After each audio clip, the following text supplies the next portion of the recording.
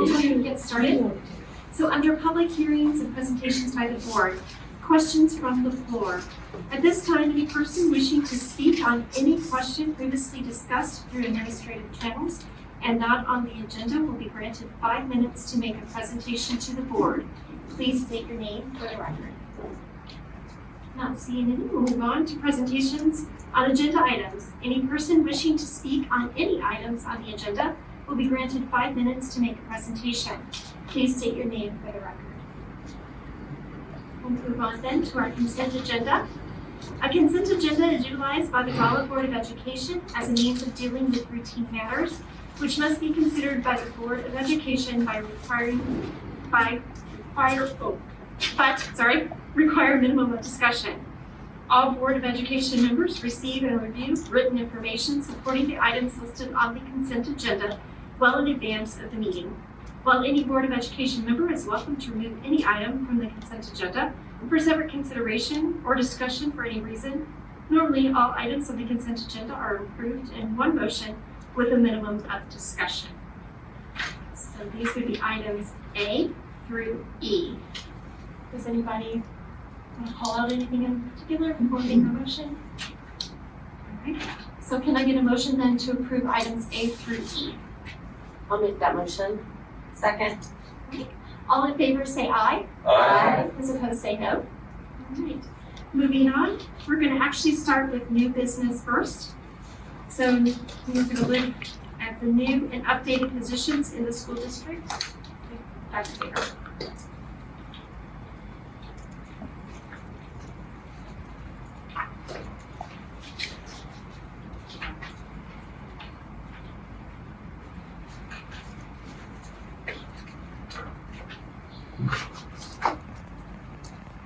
Okay, have some positions to propose to you tonight. All of these are somewhat related yet completely different, so it's kind of fascinating. I do want to just start out by saying it seems like we bring you positions like this rather frequently lately. It's certainly not our intent to just add randomly. The discussions around these positions date back weeks, in some cases months, and in some cases years. So there are things that we keep our eye on and try to evaluate on an ongoing basis and bring them to you when we feel like we don't have a better solution. So having said that, I'm going to dive right in. Please feel free to ask questions as we go or at the end. We have a total of 3 positions to request from you tonight. So what I'm going to do for this presentation is kind of take you through a definition of need, what we're looking at for these positions to handle and what the problems that they solve, our proposed change, and then of course the financial impact. Starting with a certified staff position, we are proposing the addition of a process coordinator position. So a little bit of information for you. Process coordinators throughout the district help with the special education process, managing the meetings, the timelines, the data, the testing, coordinating all of those efforts to keep us in federal compliance. For this position specifically, pull this down all up here, sorry. For this position specifically, we're looking at some assistance for Section 504, and we'll talk a little bit more about that here in just a second. We'd also like this person to be able to handle some psychological examining response, which is basically academic testing, ability testing for students, and then still some coordination with the special education role. In regards to the Section 504, it is a federal disability process, very similar to IDEA, yet completely separate. So this is a qualified student with a disability. The disability has to be a physical or mental impairment that substantially limits one or more major life activities. Now, life activities under federal statute is very broad. It's everything from walking and talking to digestion, mental issues, all those kind of things. So it's a very broad scope, but it has to be something that affects their daily life and their ability to get through the day in a general education setting. So the 504 process then provides for accommodations in that regular education setting. So one easy example, and this is very oversimplified, but one easy example would be if a student perhaps had broken their leg or something like that, we might allow them to leave class a little early, excuse the tardies if they're a little late getting there because they're on crutches, something like that. That's way oversimplifying the matter, but that's the general idea.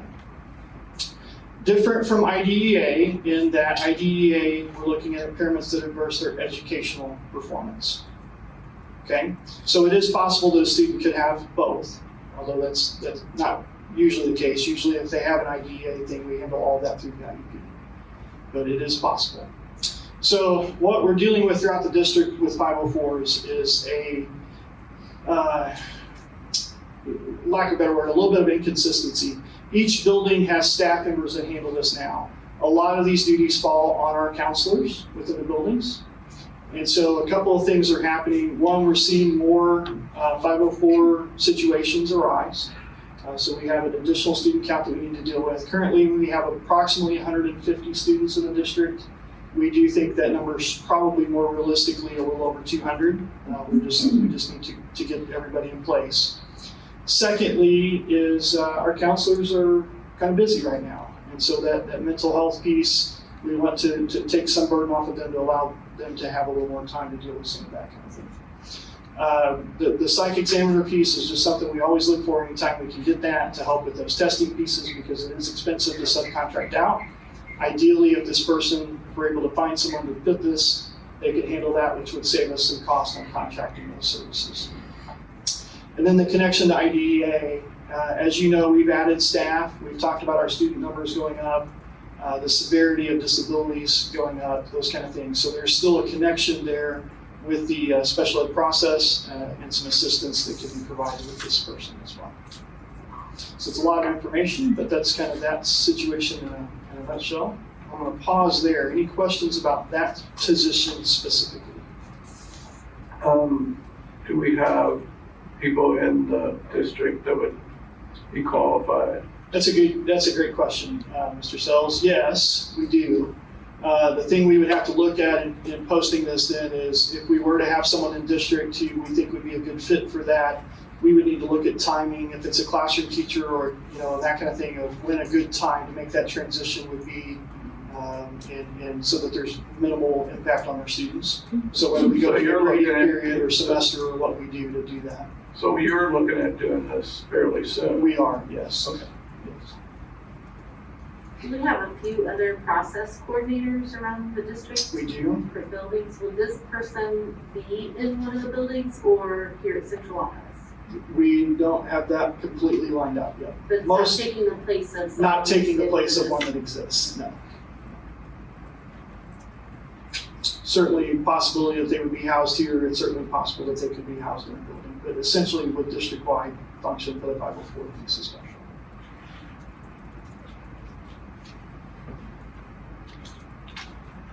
Okay. We have 2 support staff positions to present to you.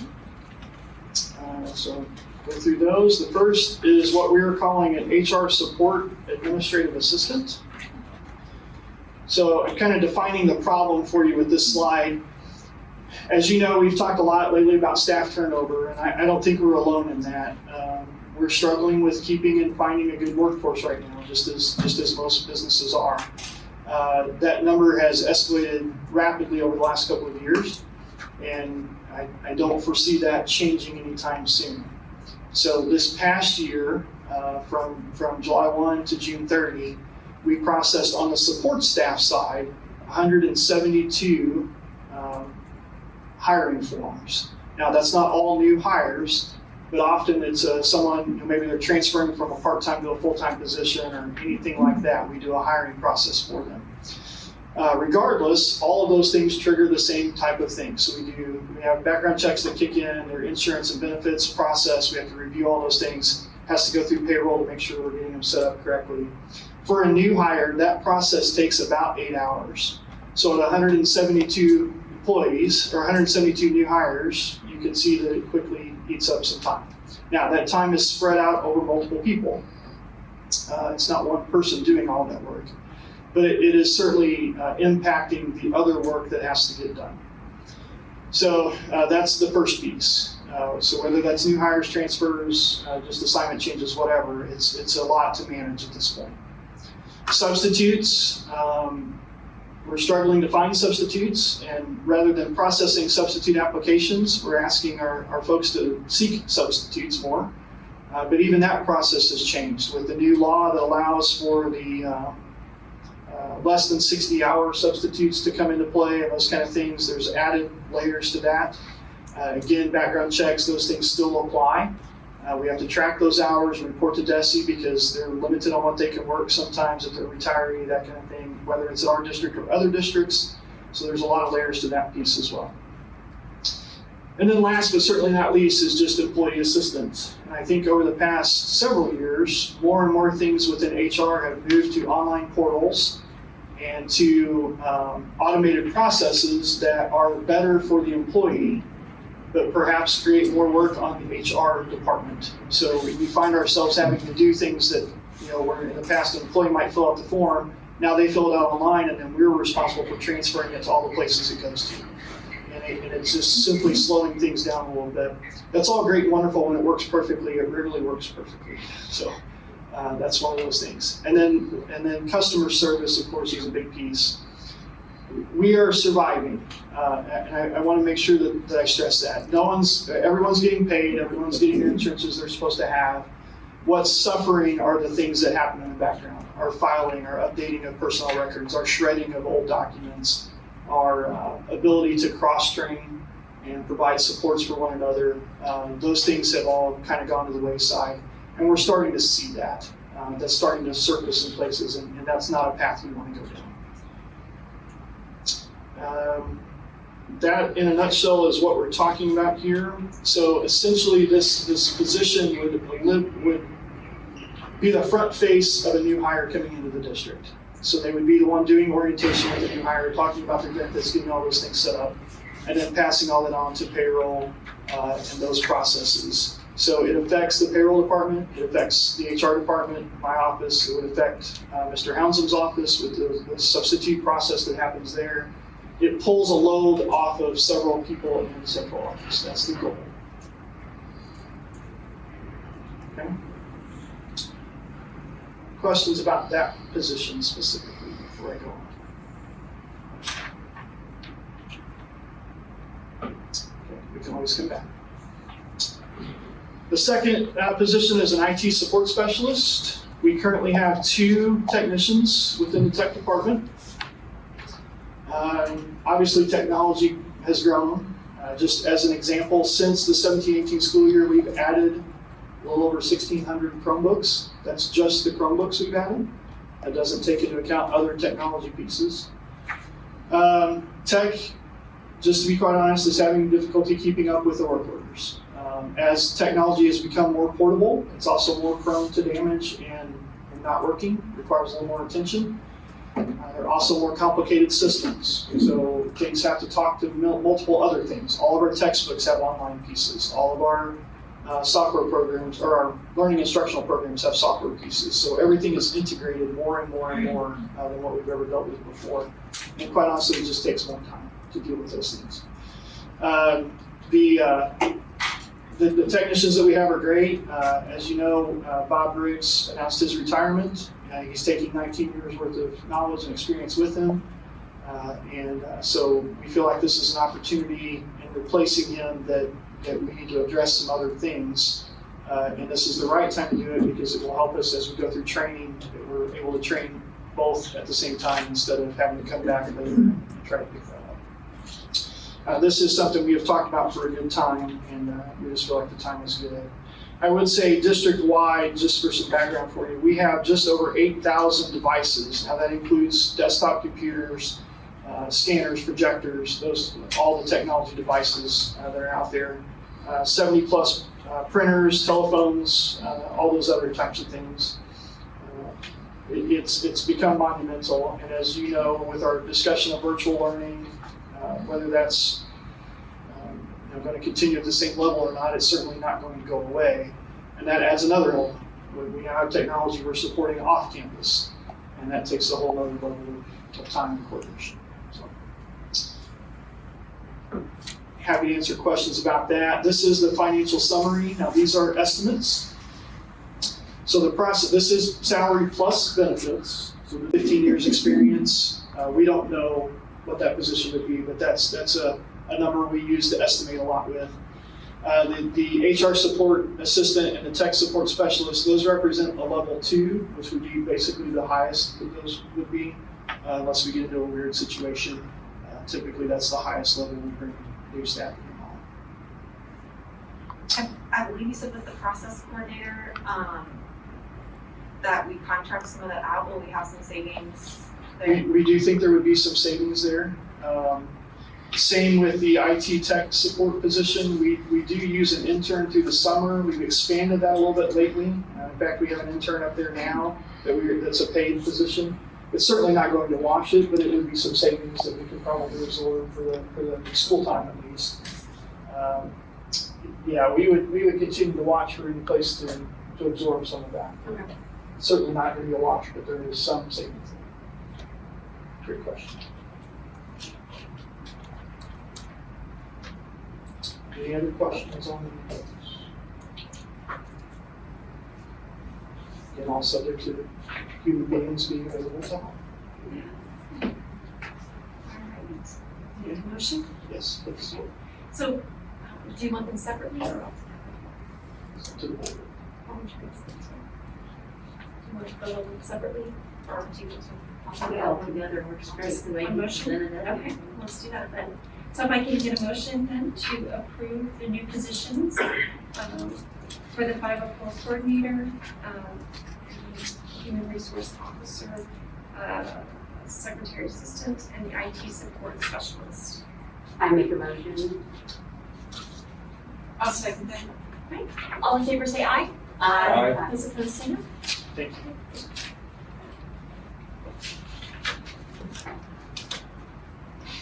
All right. Moving on now to board policies for board approval. Okay, so just a little background on our policy. So school districts in Missouri subscribe to a policy provider. Ours is the Missouri School Boards Association, MSBA. And they work with us to make sure that all of our policies stay up to date as there are changes in the law with federal and state. They will send us updated policies to review and then to adopt, to put into our policy manual. So this set of policies that we received, they have been reviewed by the district's policy committee already. And that is made up of teachers, administrators, and then we have 2 board reps that sit on the policy committee, Mrs. Jenkins and Mrs. Barrett. So we went through all of the updates sent by MSBA. And tonight what you're seeing are the policy committee's recommendations on the board either accepting or not adopting some of the policies that were in the update. Now, not included in here though are some other policies that we have sent back to MSBA with either questions or revisions that we would like to make that we want to make sure are okay. Those could be coming back to you at a later date for adoption or not, depending on what we hear back from MSBA. So this is by far the largest chunk, but there are a few hanging out there that we will get to. There are a few here that I would like to call your attention to. One that we will, or a couple that we will need to take some small actions on to get them ready for approval. So the first is board policy Gbca. And I'd like to call your attention to page 57 in your packets.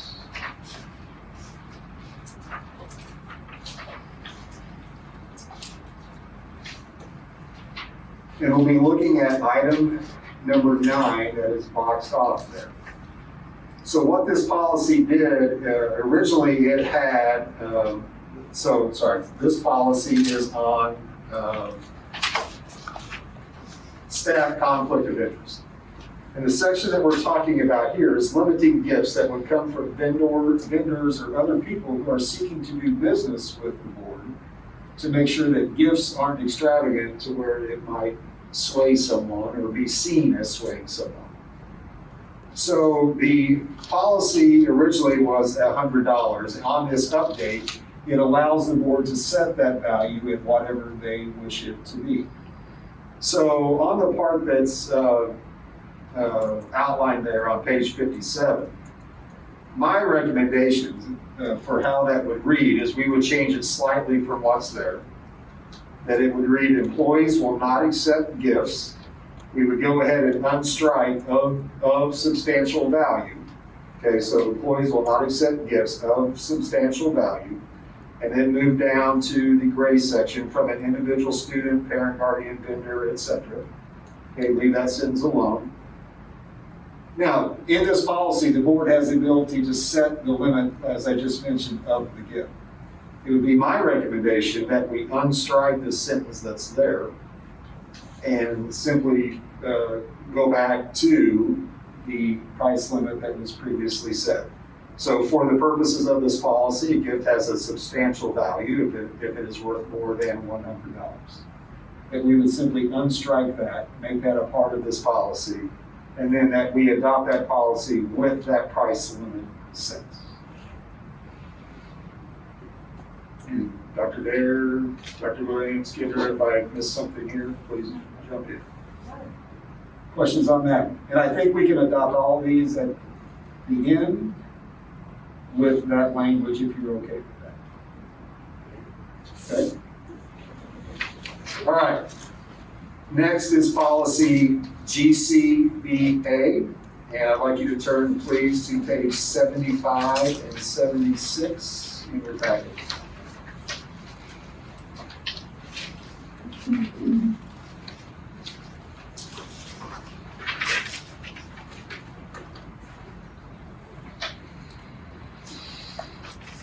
So policy GCBA is professional staff compensation. On page 75 toward the top, you can see there's a paragraph there that has been X'd out with the word replace next to it. That language that they used fits us, but we do our subs with the language that is found on page 76. Instead of a daily rate, we go into the hours. And this does fit the statute as it's written, this language that we are recommending. In fact, this follows, Dr. Dare, help me here, this follows the Retirement guidelines from peers and PSRS. So this language does follow, is really the recommended language from peers and PSRS. So our recommendation on this policy is to simply replace the paragraph that's currently listed on page 75 with the wording that is on page 76. Mrs. Atkinson? Do they need to have both a degree and a certificate? Can't you just have a certificate? Without a degree? Yeah, can you have a certificate in teaching?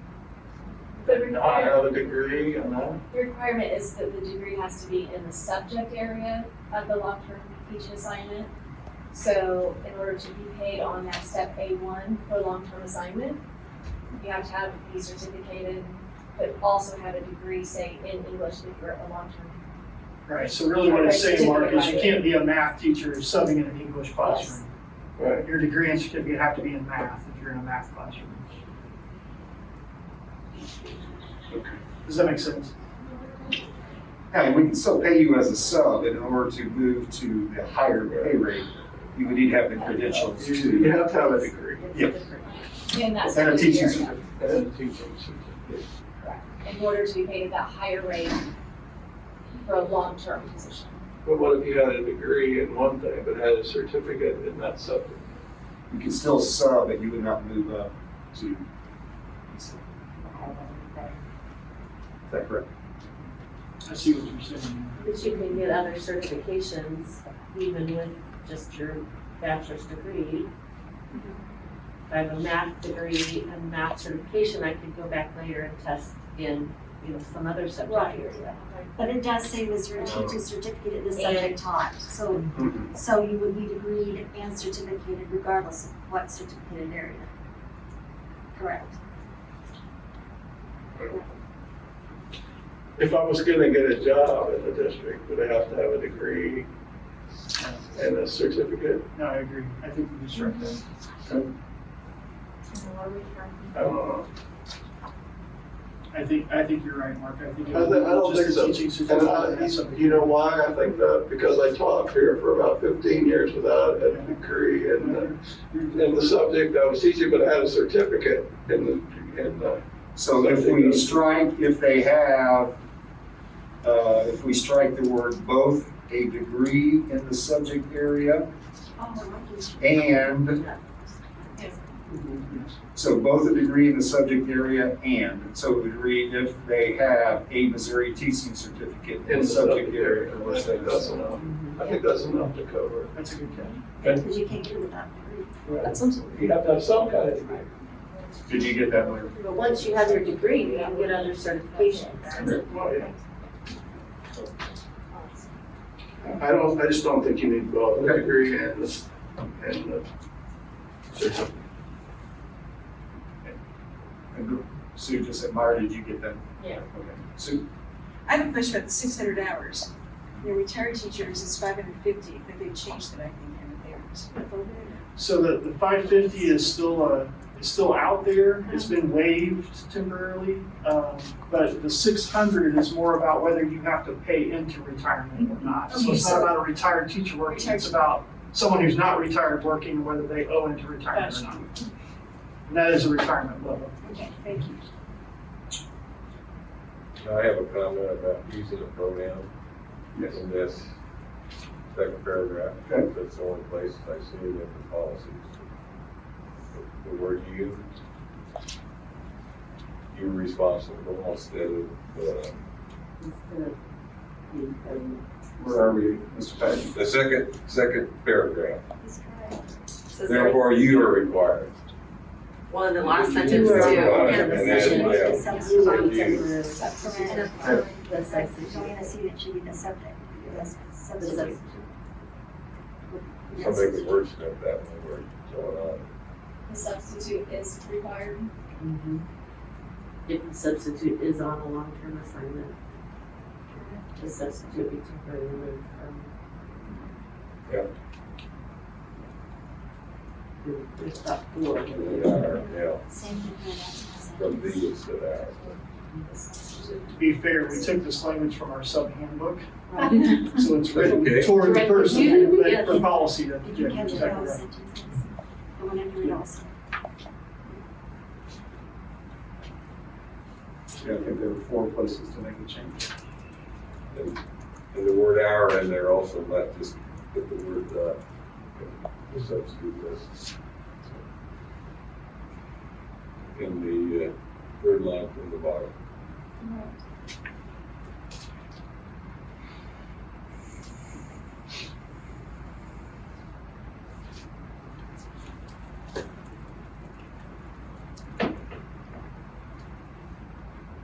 Did you get the hour part, Mrs. Evans?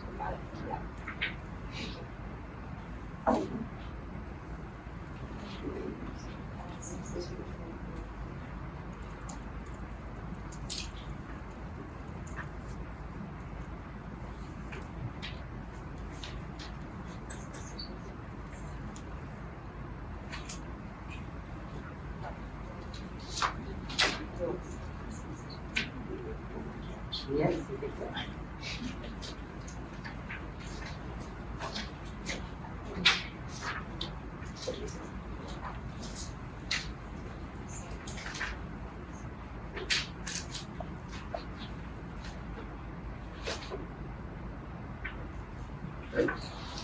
Okay. Moving on, policy ACA, which is on pages 83 through 107. Just a note on that, a couple of things. You can see that Dr. Dare's title has been added specifically. And then there are certain parts within that policy where there are timelines, and there's a blank but with a recommended number of days that MSBA would recommend.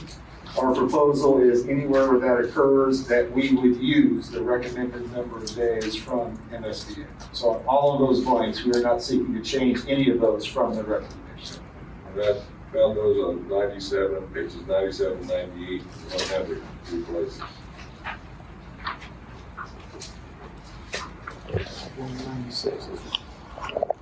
One of those pages has more than one blank.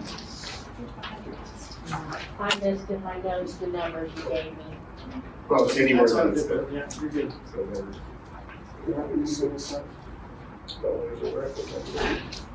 So like if you turn to page 96 in number 7, it says, and within blank, and it says recommended 20 business days. There are recommendations for all of those blanks, and we would use the recommendation for this week.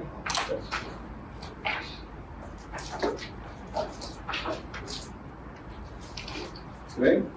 The last one that I have, unless there are others that you guys would like to pull and look at, is policy BCB. And if you could turn to page 137 in your packets.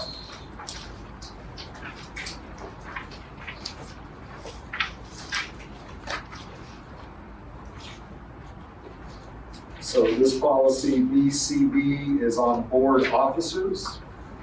The bottom paragraph on page 137 about vacancies. In reading that, it does list the vice president as an office that would take over for the president if they are unable to lead the board. Technically, I don't believe that we have a vice president. We have a president-elect, which serves in a similar capacity of the vice president. So our recommendation would be to, in that paragraph, change vice president to president-elect and adopt it with that changed term.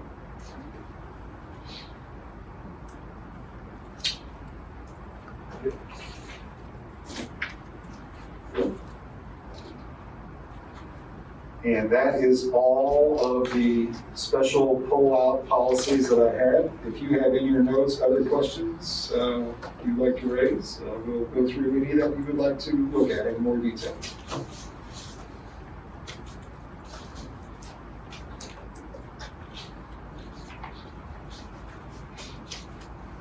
So we did notice that there were several that mentioned adult rigor, that we are not going to adopt. Are we still good until that program ends? I think we're adopting.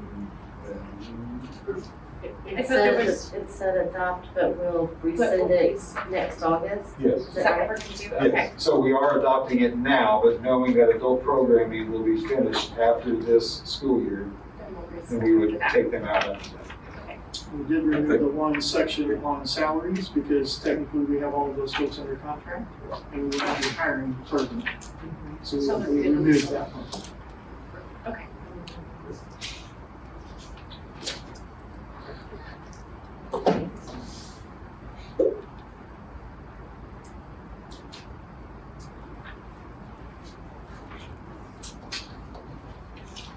Any other questions?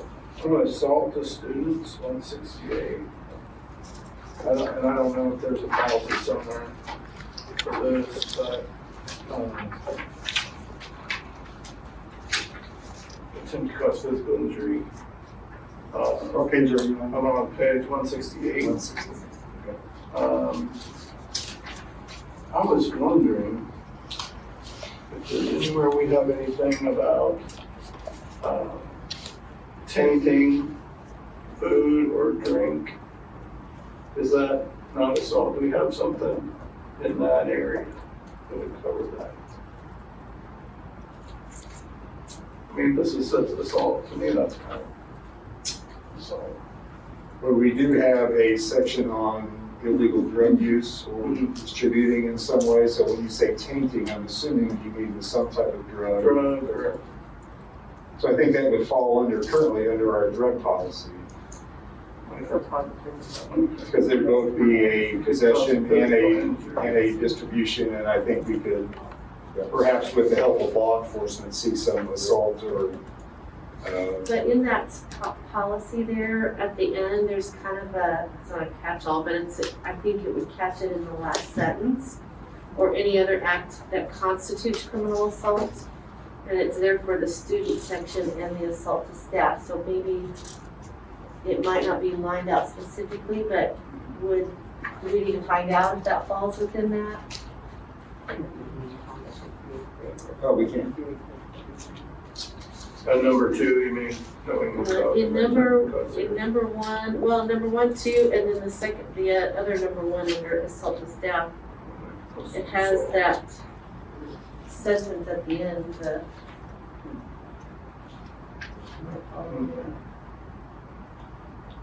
I think number 2 catches a lot of what you're talking about. Okay. Yes, I think so. attempting to cause Yeah. serious. Does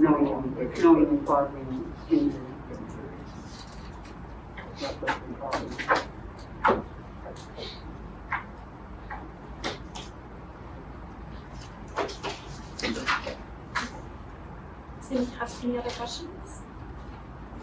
All right, and can I get a motion then to approve the updated policies? I will make the motion. I'll second that.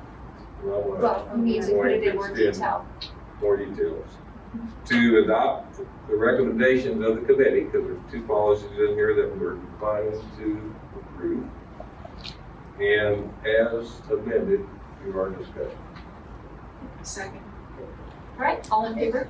Aye. Those opposed, say no. Okay, no. Yes, anytime. Business? Yes. Okay, we're gonna go back then and look at old business. So we have our safe return to in-person instruction. So I don't have a formal presentation for you tonight. Since we talked last, school's rolling along. It's very busy, as it is always this time of year, both in the classroom and in activities. A couple special activities just to mention. We finished Pride Night 2 Fridays ago, I guess. One mention about that's put on by our Chamber of Commerce, and the vendor fees that are collected there go into scholarships for our students for the Show Me Scholars and Tech Masters. And right now, with the help of that Pride Night, they are now up to $15,000, which is $1,000 scholarships. And so their goal this year, Gina helped me, is 50, I believe, is what they're shooting for. We gave, last year was around 30 something, I believe, right around 30, 31. So we were already at 15. It was a nice night, and we appreciate the help of the Chamber in doing that. And the Show Me Scholarship is certainly one of the really nice things that they do. Homecoming is coming up in a couple weeks. Still finalizing some plans on that. I spoke with Dr. Pritchett this week, looking at some type of student celebration dance. It could be outside. They are finalizing final details on that, but homecoming is coming up soon. Looking ahead to next week, September 24th, next Friday is an early release day in the district for professional development. School will be dismissed on Friday the 24th at 1 o'clock, and then we'll go from 1 to 3:30 with professional development and meeting activities in all the buildings in the district.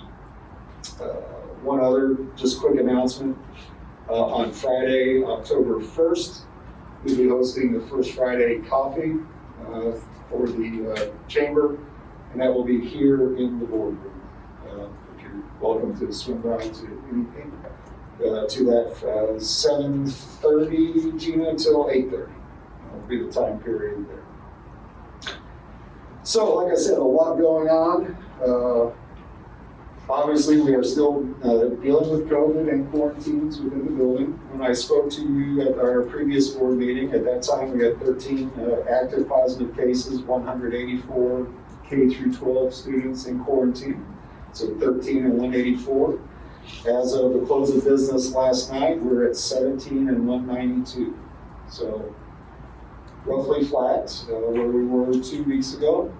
Beginning Monday, we will start getting a large number of students back from right after Labor Day. And we were hit with a slight uptick in cases when we return.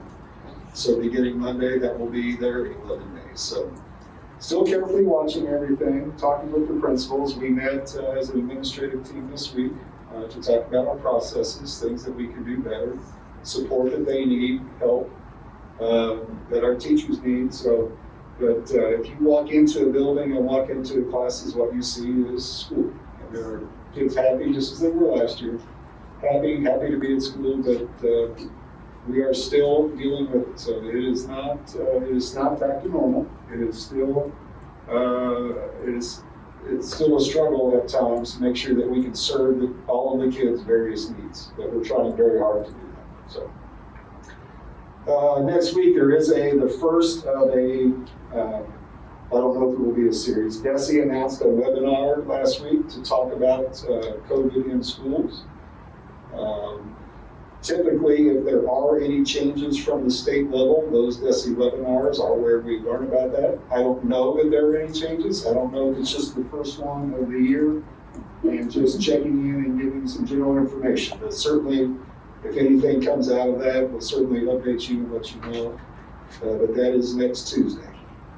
As Dr. Dare mentioned, some of our biggest challenges are around fully staffing, especially on the support staff side. So still looking for bus drivers, custodians, food service workers to be able to provide all the services that we need.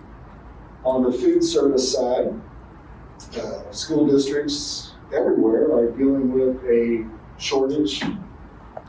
It's the correct term, a shortage of food coming in. So when we order something, we may or may not get it. That has resulted in us changing our menus at the very last minute and serving what we have. We do not have a large storage capacity here within the district, so we can store a small amount of food. We rely on the daily shipments. If they come in, everything is fine, but we are finding that even getting our regular orders in is a challenge. And so Beth and her staff are working very hard to make sure that we get everyone fed a quality lunch and breakfast. There may be times where it's not what was listed on the menu. And at times it will take some creative thinking and quick changing of the menus in order to be able to do so. So with that, I'd be happy to take any questions. Like I said, everything's very busy, rolling through the fall and hoping for good times. You know what the football game date that is homecoming? 15th. October 15th. It's the same weekend as the moving day. Great. So Friday the 15th. Yeah. So I have a question. I read an article this week where state test scores are out and lower. We're going to receive our scores sometime later this fall, it said, but I didn't know when we might have results from our first round of testing. If the schools are working on plans to try to help the students that have fallen behind, or if that's a longer process in order to try to get organized to get some help. Can I speak to that? Sure. Today I finalized the agenda for our PD day for next Friday, and on that agenda, there are 3 major items. Of course, we're leaving the building principals to decide, since it's a half day, how they want to conduct the afternoon. But I've included 3 different resources for professional learning communities, teams, content areas to work on. One of them is to look at their pacing guide for the year and the priority standards for the year to make sure they're all included. Another thing is I gave them like 7 videos on how to interpret the statistics from their NWEA test and how to align those for student improvement. And I'm trying to recall what the third thing is. Exact path. What was it? Is it exact path? No, it's not Exact Path. But it does include Exact Path because NWEA uploads into Exact Path, which is a program that aligns. It hits where the student lies within their test scores and allows them to work toward the grade level standards. But that's what we're doing next Friday. Not all of our classes have given the NWEA yet. Something we did different this year than we have done in the past. Oops. Because we have an auto upload from NWEA testing system to our Exact Path program now, we're able to leave the window open longer so the teachers test at the right time, not forced into a specific day or time to assess. And so not all have assessed at this point, but they will have assessed probably by the 1st of October. But Other then, questions? yeah, very good answer. What I'm asking also though is, if they need more help than what they can get in the classroom, we're doing planning, how long is that gonna take? Is it something that's gonna get implemented later this semester? So are you asking for, are we going to provide response to intervention times for those students, and when does that begin? Are we going to provide tutoring for the students, and when does that begin? Is that what you're asking? Yeah, out of the regular school Mhm. hours, we were talking about doing that out of the regular Right. school hours. So part of that, we have started some individual tutoring, which they've done in the past, for instance, like at Wyman Elementary. But we're also planning, if the ESSER funds are released by the legislature, then to move forward with some type of tutoring plan as well, like formal tutoring plan. But most definitely, every teacher is working toward improving the deficits in each child. And obviously, we still have the RISE plans in place for tutoring. During this first few weeks, the buildings have also been doing title assessments, getting certain kids through Title I. And then also the response to intervention time at each building to help kids who are behind too, so. So is it up to the title teachers to, are they part of this equation to figure out if they can be fit into their workload? So we do have metrics in each one of our title programs. We are school-wide title in Wyman, in Truman, and in Mark Twain. And we do have metrics in each of those that catch those students who are most at need, which are not otherwise identified. But in addition to that, there are students that may not hit that title bubble, but might be missing a specific standard that they don't understand, and we still want to get those kids to you, not just the title kids.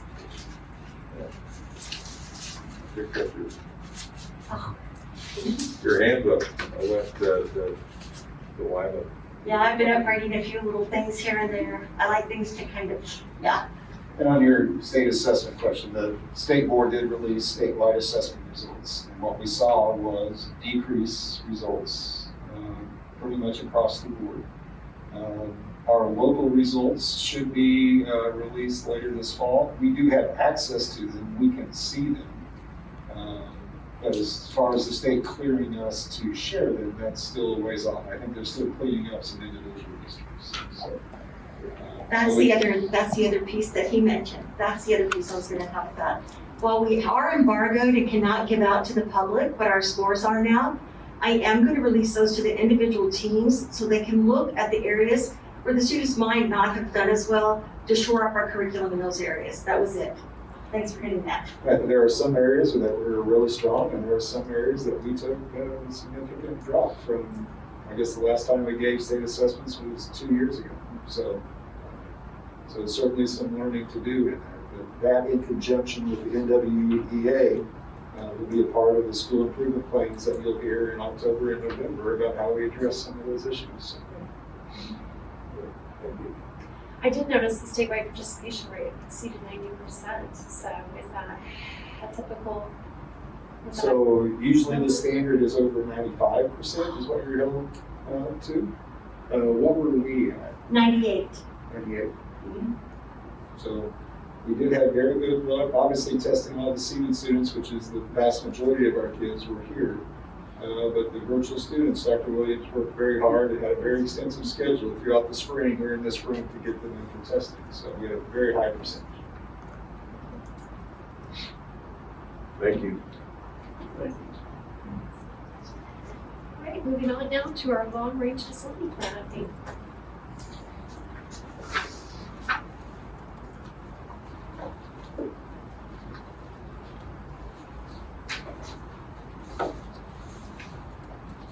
Fairly brief presentation for you this evening. I know several of you were able to do a walkthrough last week. I hope that went well. Certainly would tell you throughout these projects, that's always an option. Just let me know if there's a time that you want to go through. I'm happy to meet you and do that. Just want to kind of bring you up to speed on probably some changes since last time we talked and definite changes from even when you walked through last week. We are running into still some supply issues. So one that we were made aware of this week are aluminum storefront, which is our door entryways, have been canceled. They had been on back order, now they're canceled. They said we could possibly reorder and expect to get them sometime in January, February. We reached back out to the vendors and asked for substitute products. And so they have submitted those to the architects who will review to make sure they're of the same quality of what we originally spec'd. So to make sure we're getting the same grade of metal, the same glass, same structures, those kind of things. So the vendors do tell us that they have other options, so hopefully we'll be able to move forward with that. But that is definitely going to affect this front entryway piece. This picture is from 10th Street, would be behind me here, but it's a little hard to tell, but the brick is all up. That happened just over the last few days. So they're finishing cleaning up and getting things together. In fact, they're starting to take down some of that scaffolding this afternoon. So they're wrapped up. As they move out, that basically finishes up the masonry for the most part. I'll show you a little bit of piece here, but as they move out, we'll put the new water line in, which will disrupt traffic flow for a little bit in our parking lot, because we have to tie that in out to the street. We have some plans for that, routing the buses and cars and those kind of things, but that will certainly move things forward. So inside the bathrooms, when we took our tour last week, there was no roof. We have a roof now, or at least a structural roof, so metal and steel supports are in place. So that's the hallway toward the exit door there. Inside the restrooms, all that area is now under at least structural roof. So they'll be working to weather seal that from above, and you can see the electricians already come in and put in temporary lighting. They'll move in next with the tilers and 4 people and painters and all those things. So that'll start to take shape rather quickly.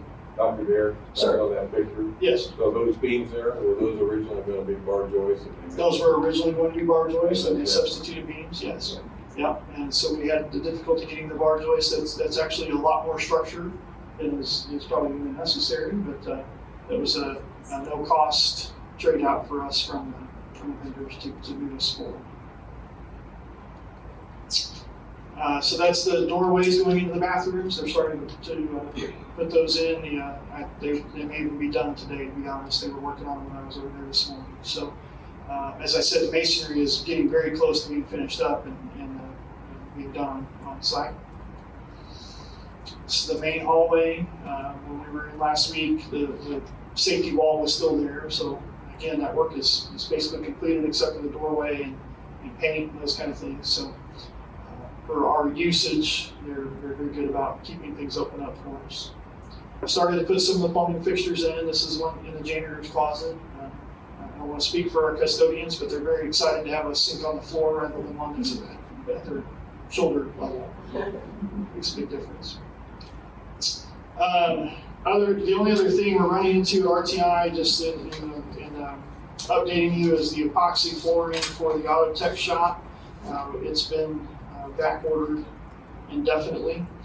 So again, we had some products proposed for substitution that are actually a higher grade product that they're offering in a no-cost substitution. So again, we put those through the review. The contractor reviews those. Our architects and engineers review those to make sure they are the same quality or better, and then they'll approve those for substitution. So it shouldn't delay us much, but those issues are still out there. I just want to make it clear. Work at junior high is moving right along, starting to pour some concrete. The structural rebar is going in for the footings and foundations across there. Again, a lot of footing equals a lot of concrete. So we have talked with the junior high. They'll be putting out some announcements soon about just reminding people that there will be construction traffic in and out of the building areas, and please just be mindful. We'll ask the same of our contractor and subs, but again, concrete work and delivery trucks and some of those things, we don't always know who's coming. So, but they are moving right along. A lot of good work happening there. This isn't the best picture, but this is from the site looking out toward Pine Tree Road. So that if you drive by there, you'll notice they started cutting some of what will soon be parking areas. They're not planning on putting the parking area in anytime soon, but starting to cut that so they can continue with storm drains, electric lines, those kind of things that have to go in. So just starting to move things to grade to avoid moving dirt multiple times. So lots happening there as well. We're not taking away junior high hill. The hill is not being touched. Just making sure. We're still good there. That should not be an issue. Sorry, let me back up. One thing on RTI. I don't want to go back in slides because it doesn't. At RTI, they are pushing, we have an open house scheduled at RTI for October 20th. They will not be finished by October 20th, but we do feel like we'll be far enough along that everyone will get a really good idea of the work that's going to be done, and several of those areas will probably be completed. A good amount of the steel building at the ag side should be erected by then. It'll give a good view for the public to come in and see those improvements. So we're excited about that. The contractor would love to be done by then. He's excited to have people come in and see their work, obviously. Nothing's changed on the high school project except that as we're looking at the timeline, there's been some discussions with Archer Elgin, actually our local engineering firm, about the demo at the Cedar Street properties. We are still and we have another phone conference tomorrow. We're discussing whether that needs to be included in the bid packet, which is what we have currently, or whether we should go ahead and pull that out and bid that separate and get that work completed sooner than later. There's some issues with that they think there may be some benefit in doing that earlier, but we're talking through that, and we'll get more information to you. Nothing's going to change that drastically. It's going to happen one way or the other. It's just a matter of how that work happens. So we'll that's a recommendation from the engineer that we're talking through. So we'll see where that goes. But essentially, still looking at bidding that soon. I was hoping to have some more detail for you tonight, but essentially the basic plan has not changed. So the detail work is there. Working on finalizing, as I mentioned to you before, our architects aren't immune to COVID and quarantines and those kind of things either, so it has caused a little bit of issue, but I think they're working through all that. I appreciate their diligence in doing that, but we should be ready to push those out soon. Truman, same thing. We are planning to meet with the staff over there soon to take the next steps, but moving forward with those plans and designs and making sure everything's good there. Again, the timeline will be right after Christmas to push that forward. That's a smaller project, probably about a year for completion, so it'll put us in a good shape there as well. Any questions about any of that? There's not a lot of changes. Yes, sir. What's the final date we hope to be done with all? With everything? Everything. Hope to be done. That's a good Hope question. to be done. It's a goal. It's a goal. It's a goal, yeah. Realistically, I'll go back here to the high school project. Realistically, if we're able to follow this timeline, which I think we will, assuming we're able to break ground around December or January, we're looking at 3 years. So I think you're looking at 2024 to have everything completed. The high school project is the longest. About December 2024. Yeah, that would be the goal. Our hopes would be to have it done before then.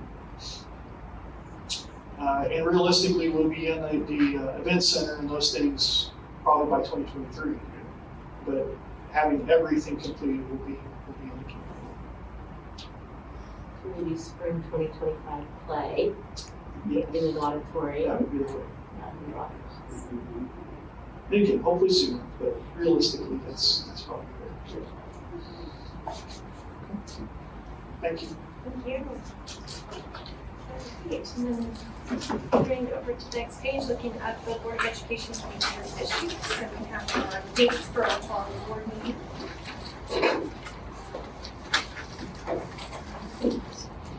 And then, I know Emily couldn't join us this evening. She's planning homecoming, so we hope you guys are having a good I time. think got some surprises up their sleeves. I don't know what they are.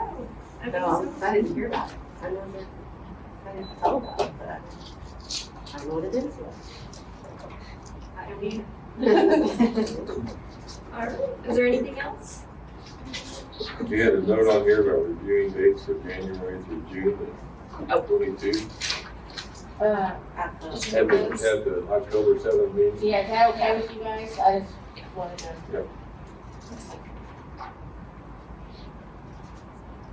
with that.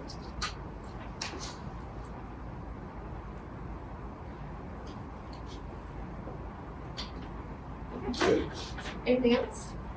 All right, can I get a motion then to adjourn? I vote we adjourn. Second. All in favor, say aye. Aye. We're adjourned.